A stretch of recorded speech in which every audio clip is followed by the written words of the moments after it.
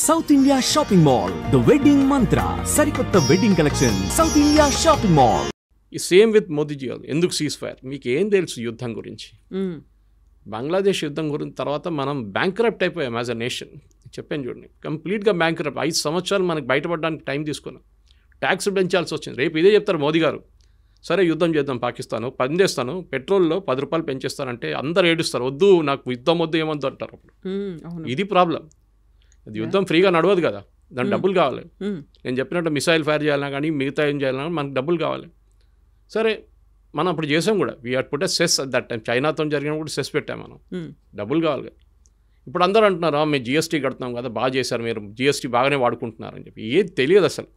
Equipment ఎప్పుడు కొన్నాము, ఇప్పుడున్న మన దగ్గర అకాక్ గన్స్ అంటాం, మన యాంటీ ఎయిర్క్రాఫ్ట్ గన్స్ ఎప్పటి నుంచో వాడుకుంటున్నాం, ఆకాష్ తీర్ తయారు చేసాం, మన నాలెడ్జ్ వాడుకున్నాం మనం. ఈసారి ప్రతిసారి ఇంకొక కామెంట్ వస్తుంది, ఆరోపణ వస్తుంది, అన్నిటికంటే ఎక్కువగా డిఫెన్స్ కోసం ఎందుకు అంత ఖర్చు పెడుతున్నారు, రక్షణ బలగాల మీద అంత ఖర్చు పెట్టి బడ్జెట్ కేటాయించాల్సినటువంటి అవసరం ఏముంది అనే ఒక మాట ఉంటుంది చూడండి. ఈసారి ఇప్పుడు ఎవరైనా చెప్తారా నెక్స్ట్ బడ్జెట్లో పెంచమంటారు. చాలామంది నా ఫ్రెండ్స్ రాసుకున్నారు, కావాలంటే ఫండ్ ఎస్టాబ్లిష్ చేసే గవర్నమెంట్ మేము డొనేట్ చేస్తాం అని చెప్పి. చూడండి, మూడు మారిపోయింది ఇప్పుడు సడన్గా. ప్రాబ్లం ఎక్కడ వస్తుందంటే, ఫస్ట్ ఆఫ్ ఆల్ ఈ లిమిటెడ్ ఎంగేజ్మెంట్లో చాలా ఒక పెద్ద, అది చాలామంది ప్రేక్షకులు అది చూడలేదు. ఈవెన్ ఈ defence, so called defence expert కూడా మాట్లాడలేదు.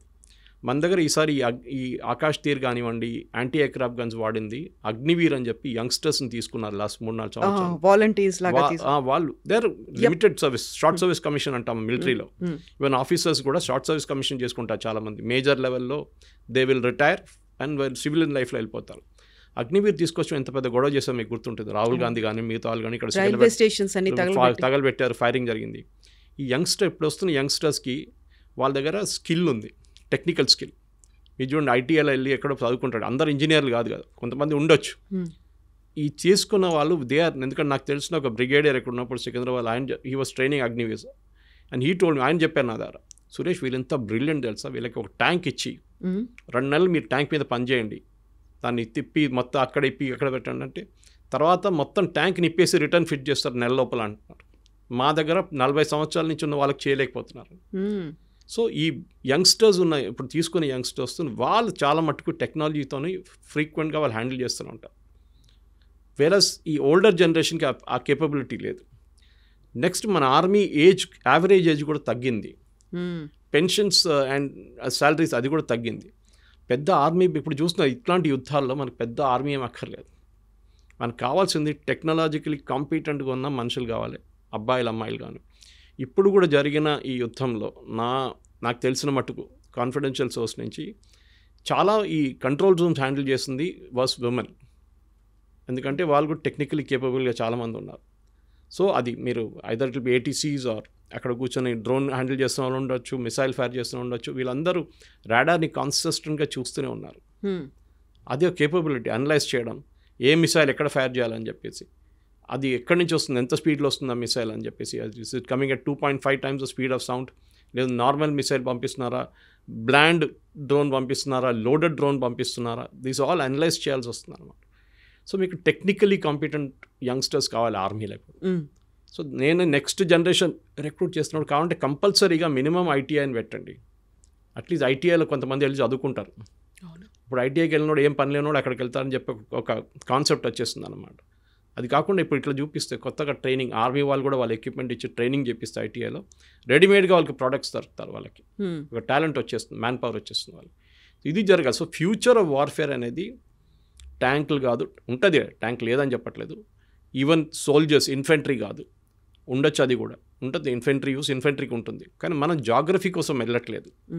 రష్యా యుక్రెయిన్ జాగ్రఫీ కోసం కొట్టుకుంటున్నారు.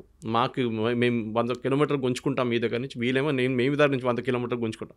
మనకు ఆ ప్రాబ్లమే లేదు. మీరు POK గురించి రెఫరెన్స్ చెప్పారు ఒకసారి. POK తీసుకోవడం చాలా ఈజీ, మాట్లాడడం again drawing room situation. POK గుంజుకుంటాం మనం. ఈవెన్ అప్పుడప్పుడు అమిత్ షా గారు కూడా అన్నారు, ఫస్ట్ ఆఫ్ ఆల్ POK తీసుకుంటే అక్కడున్న టెర్రరిస్ట్ని మొత్తం మనం తీసుకోవాలి కదా. అవును కదా. అక్కడున్న ముస్లిం పాపులేషన్ మనతో వాడారు, వాళ్ళు పాకిస్తాన్ వాళ్ళు మన దగ్గరికి ఎందుకు వస్తారండి? ఆ కల్చర్ డిఫరెంట్గా ఉంది. కల్చర్ ఒకటే కాదు, ఇప్పుడు మీరు రేపు వెళ్ళి నేను బంగ్లాదేశ్ కాన్కర్ చేస్తాను అంటే బంగ్లాదేశ్ వాళ్ళు ఎందుకు వస్తారు భారతదేశంతో? రారు. వాళ్ళంటే మాది స్వతంత్రం, ఇది పిఓకే ఉండొచ్చు, పాకిస్తాన్ ఆక్యుపైడ్ కాశ్మీర్ ఉండొచ్చు, కానీ అక్కడ ఉన్న వాళ్ళు పాకిస్తానీ వాళ్ళు, ఇప్పుడు కాశ్మీర్ వాళ్ళు కాదు. అది జనరేషన్లు మారిపోయాయి. అక్కడ వాళ్ళు పాపులేషన్ రీసెటిల్ చేశారు. పంజాబ్ వైపు నుంచి, సింధు వైపు నుంచి చాలామందిని తీసుకొచ్చి రీసెటిల్ చేశారు పిఓకేకి. పాపులేషన్ మేట్రిక్స్ మారిపోయింది.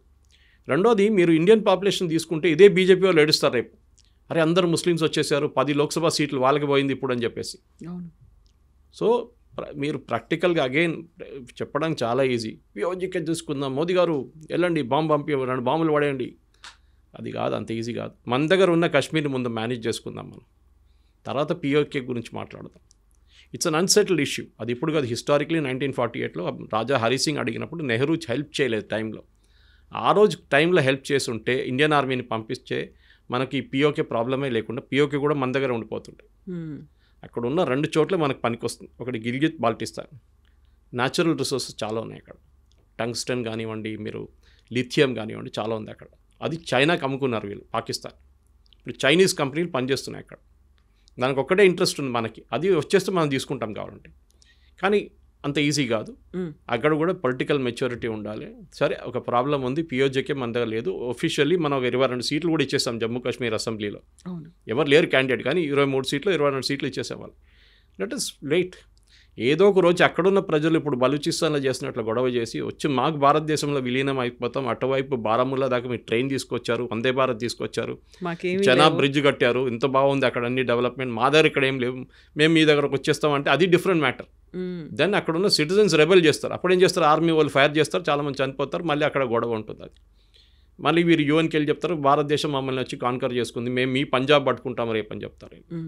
ఆల్ ప్రాబ్లమ్స్ కెన్ అకర్, అన్నీ జరగవచ్చు. సో ఒక పొలిటికల్ మెచ్యూర్ లీడర్షిప్లో మన ప్రేక్షకులు కూడా, మన సిటిజన్స్ కూడా మెచ్యూరిటీ ఉండాలి. మీరు చూడండి, ఓల్డర్ జనరేషన్ ఇట్లా బిహేవ్ చేయట్లేదు. వాళ్ళు చూశారు యుద్ధం అనేది అని, వాళ్ళు they have gone through it. నిన్ననే ఒక ట్వీట్ చూశాను, మా ఫ్రెండ్ ఎవరో పంపించారు. అది వాళ్ళ గ్రాండ్ మదర్కి ఫోన్ చేసి, గ్రాండ్ అమ్మ నానమ్మ చూసుకో, ఇది సైరన్స్ వస్తుంది, సైరన్స్ వస్తే భయపడకు, ఏం చేయాలో డ్రిల్ వాళ్ళు చెప్పిస్తారంటే, నువ్వు ఏమి యుద్ధం చూసారా, నేను 3 యుద్ధాలు చూసాను, నీ కొత్తగా ఉండొచ్చు నాకు కాదని. సో వాళ్ళు they have gone through it. So మనం కూడా రిలాక్స్గా పొలిటిక్, ఇప్పుడు మనకు కావాల్సిన ఆబ్జెక్టివ్, మనం we should be more focus, మన ఎకానమీ గురించి ఫోకస్ చేసుకోవాలి ఎక్కువ, అక్కడున్న డెవలప్మెంట్ గురించి. ఆర్మీలో మీరు చెప్పినట్ల బడ్జెట్ చాలా మటుకు కేటాయించడం కొంచెం చేంజ్ చేయాల్సి వస్తుంది. ఇక్కడికి టెక్నాలజీ మీద, ఆయుధాలు కొనడం ఒక్కటే కాదు, టెక్నాలజీ మీద, లేటెస్ట్ టెక్నాలజీ. ఇక్కడ హైదరాబాద్లో ఉన్న కంపెనీ ఒక మిసైల్లో అక్కడ వెళ్ళి పడినప్పుడు మీరు చూస్తుంటారు, అనంత్ టెక్నాలజీస్ అని, వాళ్ళ ఈమెయిల్ ఐడి కూడా ఉండేది, అది పాకిస్తాన్లో చూపిస్తున్నారు. అక్కడ దాకా వెళ్ళి కొట్టామన్నమాట. సో మన దగ్గర ఉన్న చాలా ప్రైవేట్ సెక్టర్ కంపెనీస్ ఉన్నాయి. బెంగళూరులో కంపెనీ ఆ డ్రోన్స్ అని తయారు చేస్తుంది వాళ్ళే, suicide drones. So private sector చాలా మటుకు ఈ ఫీల్డ్లో వస్తున్నారు. హెచ్ఏఎల్, బిఈఎల్ ఒకటే కాదు, ఇస్రో కాదు, వీళ్ళు కూడా వస్తున్నారు. సో వాళ్ళని కూడా తీసుకొని మన నెక్స్ట్ జనరేషన్ని ఒక స్మార్ట్ వార్ఫేర్ సిస్టమ్ తయారు చేయడానికి మనం ఉపయోగించుకోవాలన్నమాట. ఏదో ఇంజనీరింగ్ చేయడం కాదు, దిస్ షుడ్ బి ఏదో దేశానికి పనికి రావాలి, అది చాలా ఇంపార్టెంట్. సో బయలాటరల్ రిలేషన్స్కి సంబంధించి చూస్తే ఇప్పుడు ఒక పాజ్ చేశాము అంటే వెనకాల ట్రంప్ ఉన్నారు, అమెరికా ఒత్తిళ్లకు తలొగ్గాము అనేది ఒకదాంతో పాటుగా ఇక్కడ ఉన్నటువంటి టర్కీ, అజర్బైజాన్, పాకిస్తాన్కి హెల్ప్ చేస్తున్నాయి కాబట్టి వాళ్ళతో అన్నిటినీ మనం స్టాప్ చేసుకున్నాము అనేది. బయలాటరల్ రిలేషన్స్ని ఎలా మెయింటైన్ చేస్తున్నాం మనం ఫర్దర్గా? మనకి ఇదే కాదు, భవిష్యత్తులో కూడా ఈ దేశాల అవసరం ఎప్పుడో ఒకసారి పడుతూ ఉంటుంది కదా. వాడితో విన్ విన్ సిచ్యువేషన్ అంటే ఎలా ఉండాలంటారు? టర్కీ ప్రాబ్లం ఇప్పుడు కాదు, చాలా పాత ప్రాబ్లం. టర్కీ